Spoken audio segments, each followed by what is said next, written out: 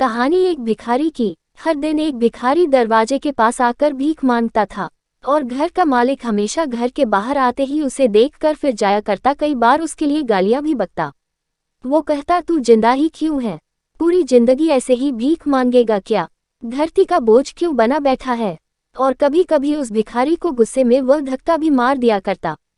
इतना कुछ हो जाने के बावजूद अधिकारी के मुंह से सिर्फ यही निकलता कि भगवान भगवान तुम्हारे पापों को माफ करे।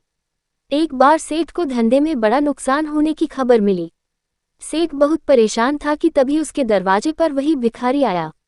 गुस्से में अपना आपा खोते हुए सेठ ने उस भिखारी को पत्थर दे मारा। पत्थर लगने के कारण भिखारी का सर फूट गया और उसके सर से खून बहने लगा। फिर भी दर्द से कराहते हुए भिखारी ने इतना ही कहा, भगवान तुम्हारे पापा को माफ करे। भिखारी वहां से चला गया। सेठ सोच में पड़ गए, भिखारी को पत्थर मारा फिर भी उसने सिर्फ प्रार्थना की।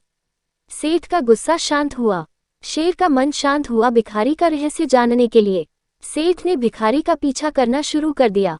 भिखारी जहां जहां जाता सेठ उसके पीछे जाता। सेठ ने देखा कि कोई उसको खाना देता, कोई उसको मारता, कोई अपमानित करता तो कोई गाली देता।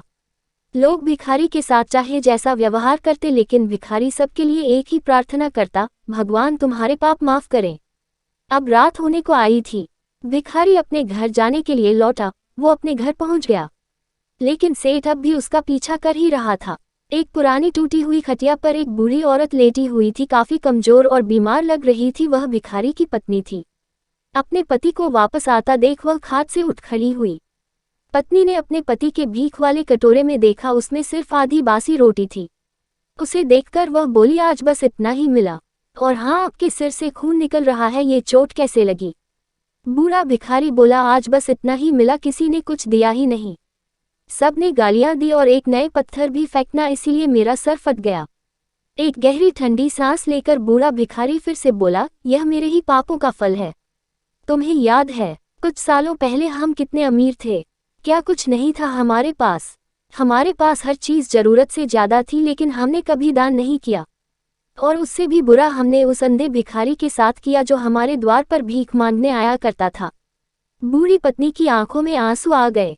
वह बोली, हाँ, हम उस बेचारे अंधे के साथ बहुत बुरा करते थे। उसका अपमान करते थे, उसे खाने के लिए रोटी की जगह कागज दिया करते, उसका मजाक उड़ाया करते और कभी कभी मारा भी करते। मैंने कभी उसको रास्ता नहीं दिखाया। एक बार मैंने उसके मुंह पर मिट्टी भी फेंकी थी और वह हमेशा दुखी होकर यही कहता कि भगवान तुम्हें तुम्हारे किए की सजा देगा, भगवान तुम्हारे पापों की सजा जरूर देगा। उसका श्राप सच हुआ और हम इस दुख भरी जिंदगी में आ गए। भिखारी बोला, हाँ, उसका श्राप सच हुआ, इसलिए मैं किसी को बददुआ नहीं देता। चाहे कोई मेरे साथ कैसा भी बर्ताव करे, मैं हमेशा उसके लिए प्रार्थना करता हूँ। मैं नहीं चाहता कि कोई भी हमारे जैसे जिंदगी का अनुभव करे, किसी को भी हमारे जैसे दुखों का सामना करना पड़े। वो नहीं जानते कि वह कितना बड़ा पाप कर रहे हैं, इसलिए अनजाने में हुए पाप की ऐसी सजा किसी को भी मिले, मैं नहीं चाहता। सेठ वहीं पर छुपकर यह सारी बातें सुन रहा था। अब उसे सब कुछ समझ में आ गया था। भिखारी और उसकी पत्नी ने वह आधी रोटी मिल बांट कर खाई और भगवान को धन्यवाद बोलकर सो गए। अगले दिन बड़ा भिखारी फिर से भीख मांगने गया। सेठ के घर के पास जाते हैं सेठ ने पहले से गरम रोटी या उसके लिए निकाल कर रखी थी। उसे देते हुए सेठ विनम्रता से बोला, माफ कर दीजिए बाबा, उसे बहुत बड़ी गलती हो गई। बूढ़ा भिखारी बोला, भगवान तेरा भला करे। इतना कहकर वह आगे निकल गया। इस कहानी से जो सीख लेने लायक है वह बड़ी ही सिंपल है कि आदमी चाहे किसी के बारे में बुरा कहे या भला करे, लेकिन भगवान सिर्फ कर्म के हिसाब से उसको फल देता है। क्या हुआ अगर भगवान नहीं दिखता है? लेकिन ये बात बिल्कुल सच है, उसके खाते में सबका हिसाब बहुत बहुत पक्का होता है। इसलिए जब किसी के लिए कुछ भी करो तो अच्छा ही